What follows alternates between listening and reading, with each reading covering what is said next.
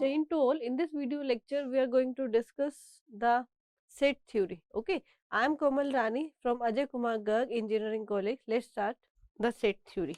So, before set theory, we have to discuss what is the discrete structure and theory of logic. Okay, so we are dealing with the subject discrete structure and theory of logic. The subject code is KCS 303. So, what we have to understand firstly what is the mean of discrete and what is the mean of the continuous. Okay, so what is the difference between the discrete and the continuous? So before that, this is the our syllabus. Here the first topic is the set theory. In this video lecture we just cover the what is the introduction, what are the combination of the sets, multi-sets, ordered pair and proof of some general identity of the sets. Okay, so basically set theory, again the unit 1 introduction, combination of set, multi-sets, ordered pair and proof of some general identity on set we discussed here. Okay, so what are the learning objective of this units? So this unit describe the concepts of basically set theory, understand the concept behind the relations and learn about the use and applications of the functions and study about natural numbers concept. So basically we deal with, in this video lecture we deal just describe the concepts of set theory. Okay, so this is the introduction. What is the difference between the discrete versus continuous? So before that, what is the definition of the discrete?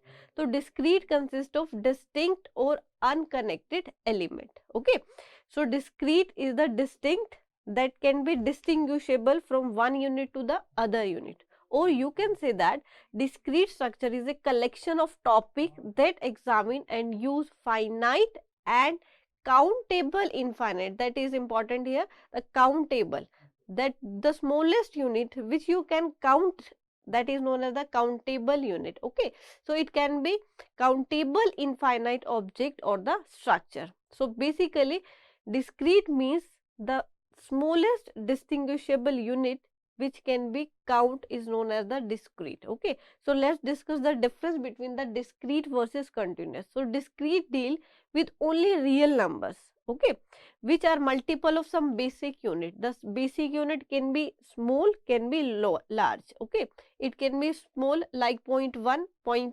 0.3. So you can differentiate between the 0.1, 0.2, 0.3 and it can be large. Okay, but if you are deal with the continuous value, okay, which is continuously changes at every moment, so you can't distinguish between the two values. So we can say that this is the continuous value. Okay, discrete you can describe like this, the smallest unit you can distinguish, and the continuous value like a curve, at every moment you can see the tangent is different. So that means you can't differentiate here the at every moment, because at every moment the values is changing. But in case of in case of discrete value, the smallest unit can be distinguishable from each other. Okay, so if the basic unit is 1, here you can say if basic unit is 1, 1 can be equal to any small value.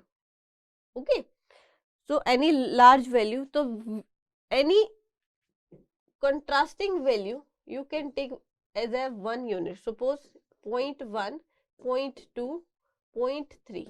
Okay, so these are the contrasting values. So you can take 0.1 as a 1 unit, 0.2 as a 1 unit and 0.3 as a 1 unit. So if basic unit is 1, then the discrete variable can assume only integrals value.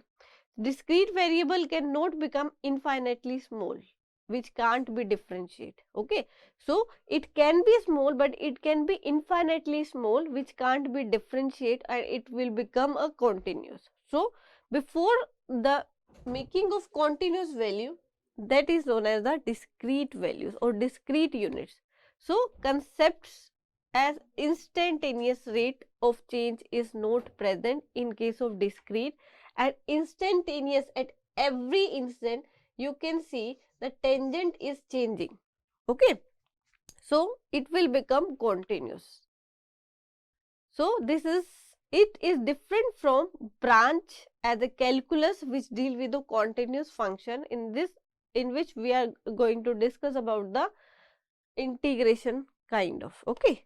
So this is the whole difference between the discrete versus continuous. So we in this subject, discrete structure and theory of logic, we just deal with the discrete value, discrete units which can be differentiated from one unit to the other unit. So let's start the set theory. The set theory, German mathematician G. Cantor introduced the concept of sets. Okay, so he had defined a set as a collection of definite and distinguishable object selected by the means of certain rules or descriptions. So that means the distinguishable object, that is the discrete value. Here the distinguishable object means discrete value.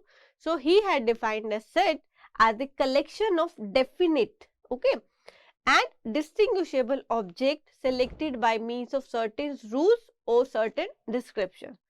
So based on the some rules, you have taken the set. Okay, suppose we have taken the set of real number, all real number. So if you apply some rules, okay, top 10 real number, okay, your positive real number. So this is the description of the set. So set theory form the basis of several other fields of study like counting theory. You can count, you can deal with discrete value, so you can count, okay.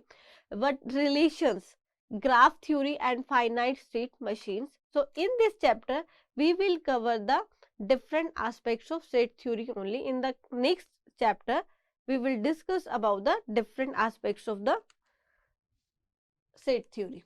So what is set theory? A set theory is a well defined collection of distinct object. So distinct and distinguishable object collection is known as the set. Okay, so set can be the object or called the element or member of the sets. Suppose we have taken a real number r that is equal to 1, 2 and 3 and 4. Okay, so this is a set, but this 1, 2, 3, 4 are the members of this set. So set is denoted by capital letter. Always you have taken the capital letter for the representation of the set and the small letter for the representation of the elements of the set. Okay. So if you are doing deals with numbers, so there is no lower and upper case. So you can just write the numbers. If you are dealing the element of a set with alphabets, so you have to take care the capital letter always denote the set and the small letters always represented the elements of the set. So set theory. So sets is basically collection of object or collections of element. So here is some notations. A belongs to capital A. So this is the element of this set A. Okay. So A is the element of A, or A is a member of A. You can say that. So next is A doesn't belongs to capital A. That means A is not an element of A, or you can say that A is not an member of A, or and A is equal to A1, A2 up to AN. That means A contain these values. So order of element is meaningless. That what is the mean here?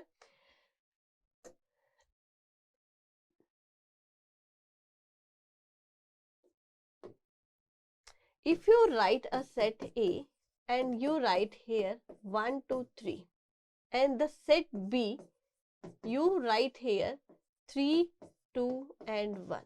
So that means number of elements are in both set are 3 and 1 contain in set A and 1 also contain in set B. 2 contain in set A, 2 also contain in set B, and 3 contains in set A and 3 also contain in set B. That means the number of elements are same, or that elements are also same. So that means set A is equal to set B. In this next video, next lecture, in the next slide we just cover the equal set. Okay, so next is, it does not matter how often the same element is listed. That's like, so listing can be in any way, but the number of element present, that's the matter, not the order matter. How ordered elements, how elements are ordered in this set, but the it's matter what are the elements of the set. Okay, so set theory is an unordered, that's why we called here unordered. Here the number of element and the element itself present or not matter, no matter the order of the set. So that's why we write here unordered. Okay, so a set is an unordered collection of different elements. A set can be written explicitly by listing its element using set brackets. So what are the set brackets? You use here the curly braces. Okay, if the order of element is changed or any element of a set is repeated, it does not make any change in the set. Okay, so when the number of set elements is repeated, we deal with the multisets. So this, in the coming slides we discuss what is the multiset. So some examples of a set of positive integer. Okay, so set of positive integer like 1, 2 up to n. Set of planet, all the planet in the solar system. Okay, like Mars, Venus, Jupiter, and set of all the states in India. That is also a finite set. Okay, a set of all the lowercase letter of an alphabet. So these are the examples of the set. So you can distinguish from one element from the other element in the above example. So that's why we will call this as a set theory. So what is the definition of the set? A set is an unordered collection of objects referred to as a element. The object is known as here element. So set is said to contain its element. Set contain its element. Suppose you have taken a set A, it contains 3 elements. Okay, so you can write here, you can set that a element contained in this set. So we write here the A belongs to A, that is 1 belongs to capital A, set A, 2 belongs to set also set A, and 3 also belongs to set A. These are the elements belongs to the set. Okay, the notation A not belongs to A denote that this is the element, not an element of the set A. You can write like this or you can write like this. This also represent the not belongs. Okay, so what are the examples? So the set of all vowels in the English. So this is the set name, that is the capital V. These are the element of the set. So you can say that A contained in V, E contained in V, I contained in V, or you can also say that O belongs to V and U belongs to V. So there are the methods, you can say anything. So examples to the set of odd positive integers less than 10. So odd positive integer less than 10 is equal to 1, 3, 5, 7 and 9. Now let's discuss the representation of a set, how a set is represented. So sets can be represented in 2 ways. Okay, so basically 2 ways, the roster form or you can say the tabular form. You can change the name interchangeably, descriptive form and the set builder form. So the 2 are basically popular, so that's why we write here the 2. Descriptive form generally we don't use. Okay, so just describe the tabular form. So tabular form means listing all the element of a set separated by commas and enclosed within a braces. The braces is known as the curly braces. Set is always represented using the curly braces. So examples, in the following examples, we write the set in a tabular form. Suppose the set A, this is 1, 2, 3, 4, 5. Okay. So this is the set of first 5 natural number. The set B contains the set of even numbers up to 50. So you can write here 2, 4, 6, set name is equal, curly braces and the elements of the set in the tabular form. So just you have to remember, in tabular form you have to enter the elements. Okay. Then another example, C 1, 3, 5, 7, 9 is the set of positive odd numbers. Okay. So positive odd number means 1, 3, 5, 7, 9 and so on. The next representation is the descriptive form. Descriptive means describe. Okay. So in this descriptive form, you just state in words the elements of a set. Okay. That is known as the descriptive form. So examples, again, a set of 5 natural number. You write the in tabular form is equal to 1, 2, 3, 4, 5. Okay. These are the tabular form and this is the descriptive form of the same set. The two set is same, okay, because the elements is same, but the way of written is different. Here the first is the tabular form and the second one is the descriptive form. Next, set B, set of positive even integer less than or equal to 50. Okay, so less than equal to 50, odd, so set of positive even integers. So you can write here 2, 4, 6 up to 50. Okay, so this is the tabular form and this the same can be represented using the descriptive form. And the next is the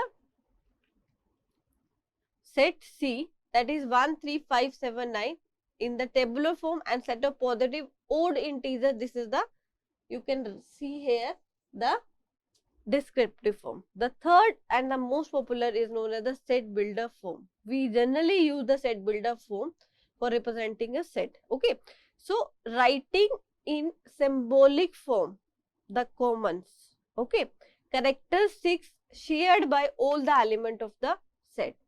The common characteristics shared by all the element of a set we can write with the help of the symbol, that is known as the set builder form. So let's take a look of this example. We will write the same example which we write in tabular form as well as descriptive form in the set builder form. Here you can see here the set A contain x belongings to capital N. N is here natural number. Okay, x is the elements. The elements range from less than equal to 5.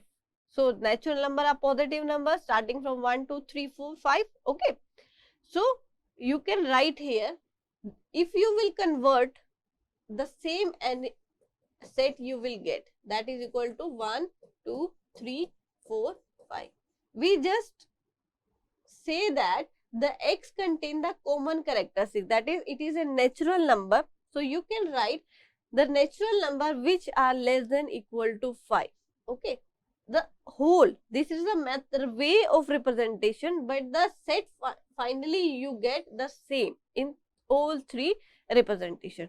The set B, set of odd numbers which are a set of even number which are less than equal to 50. So you can write a element x belongs to the even number. Okay, even numbers range from 0 to 50. So you can write here 2, 4, 6. Okay, so B set is again 2, 4, 6 up to 50. The set C, okay, set of positive odd integers. So x belongs to O, that is the odd number, O less than equal less than x. Okay, is the set builder form. So these are the three methods basically from which you can represent a set. Now famous sets in maths, so you will frequently use here. So let's, the capital N as we discussed in the last slides, we write the N stand for the natural numbers. Okay, so N is the set of natural number. Z represent always set of integers. So wherever we will see the Z, that means the set of integer. So Z positive, the set of positive integers. Q, that is the set of rational number which are in the form of P by Q. Q positive, set of positive rational numbers. R is the set of real numbers, and the R positive, again set of positive, represent the positive real numbers, and the set of complex number is denoted by the C. Okay. So next here examples of sets. So set of natural number you can write from 0, starting from 0, 1, 2, 3 up to n. Set of integer can be negative, can be 0, can be positive. So you can write here from minus infinity to plus infinity. Okay, it includes the negative values, 0 and the positive value. Positive integers starting from the 1. Okay, 1, 2, 3, 4. And the real number, it can be a decimal values. Okay, so real number you can take here, and rational number in the form of the decimal. Okay, 1.5, 2.6, it can be negative, it can be positive, but it is in the decimal form, P by Q form. Okay, the symbol, this ellipse is called the ellipsis. It is the short for and so forth. That means and so forth, so on or so forth. Now let's discuss the equal set. The two sets are equal if and only if they have the same element. Okay. So if A and B are sets and A and B are equal if and only if for all x, you can read it for all. This symbol is for all x, where x belongs to capital A, O, and x belongs to capital B. That means, let's take a look of this example. A contain 1, 2, 3 and B contain 3, 2, 1. So what is the equal set for all x? That means for all element like 1, 2, 3 that belongings to A, it must be belongings to B for the set to be equal. If the only case here, you can see that there is no matter how they are ordered in a particular set, but the element must be present. Here the number of element is 3 and the number of elements are same in both sets, then we can see that this is a equal set. Okay.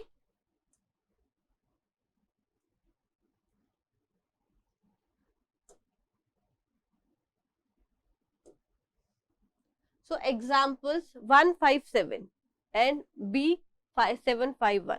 You can see the 1 is present in set A and B both. 5 is also present in set A as well as in set B, and 7 is present in set A as well as in set B. You can see that the order is not mattered. So that's why we write the definition. It is a collection of unordered pair of a distinct and distinguishable elements. So these are equal because they have the same elements. So for this is your task. A 1, 2, 3, 6 divisor of 6 and B is the set of positive divisor of 6. Okay. C 3, 1, 6, 2 and the D 1, 2, 3, 6. So is set A, B, C, D are equal sets. So let's think. So let's discuss the questions. So set A is 1, 2, 3, 6. Okay. Set B is the divisor, the set of positive divisor of 6. So set of positive divisor of 6 again 1, 2, 3 and 6. Okay. And the set C 3, 5, 6, 2. These all element contained in set A as well as in set B. The order doesn't matter. So you can say that set A is equal to set C, or you can say here the set B is equal to, because set B is the set of positive divisor of 6, that is again 1 2 3 6, and this is the set 1 2 2 3 6. You can see that the 1 is present here, 2 is present here, 3 is present here, and the 6 is present here. Number of occurrence 1 matters, and number of occurrence many times doesn't matter here. Okay, so you can see that, and all the element 1 2 3 6 that belongs to set A, set B, set C and set D. That means A, B, C, D are the equal sets. So next, is this is equal set or not? 2, 3, 5, 7. Again, here you can see the 2 is 2 times. Occurrence doesn't matter here. 3 present, 3 is present, 5 is present, and the 7 is present. So these are also a equal set. Now let's discuss the equivalent set. So two finite set, finite which can be finite in number is known as the finite set. The two finite set A and B are said to be equivalent, or equivalent can be written with the symbol equal like this, or in some books you will find that this symbol also. Okay, so you can use this symbol and this symbol.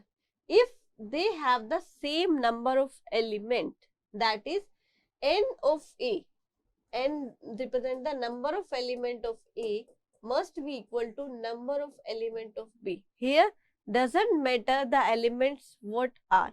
Here the matter the number of elements. So in this example, we use PQRS 4 element, and the another set we use again 4 set A, B, C, D. So you can see that the number of element 4 of set A, suppose you write this is a set A,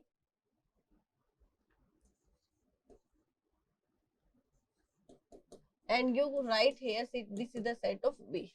So set A contain 4 element and the set B also contain a 4 element. So you can say that A is equivalent to B. Okay. So let's take example. Here the set A contain PQR, again 3 element, and the set B contain again 3 element 2, 3, 4. Here we observe that both the set contain 3 elements. So you can say that they are equivalent set, or you can write like this: A is equivalent to B. Okay. So equal sets are always equivalent. Why?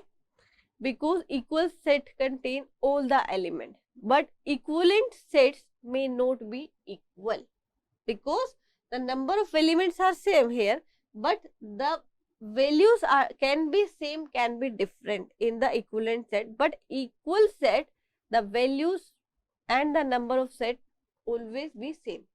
So in the last slide you can see that here the D contain the 7 elements, but this is equal. Okay, so this 7 element from this set you just take the order of a set. Order of a set, that means the number of distinct element. Here the order of set is the again 4. Okay, so this set is treated as a order 4. That means it is treated like that. It contains the 4 element in place of the 6 or 7 elements. So don't confuse. Next type is the empty set or null set. So the empty set is a set which has no element. Okay, it is represented by the empty braces, curly braces, or the phi, and it is also called as a null set. So it is denoted by phi or empty set. So you have to remember this phi not equal to braces with phi. Why? The phi is equal to that braces. If that braces contain phi, that means a set containing null value that represents. So left hand side is the empty set and the right hand side is the singleton set and the set containing a set. So singleton set. So let's discuss the definition of the singleton set or unit set. As the name suggests, singleton or unit. Okay. So a singleton is a set that contains exactly one element, and sometimes it is known as the unit test. The singleton containing only the element A can be written as a A. So note that phi is empty set and this phi is not empty set, but it is a singleton set. Okay. So hope so you just understand the basic concepts of the set theory. Thank you everyone.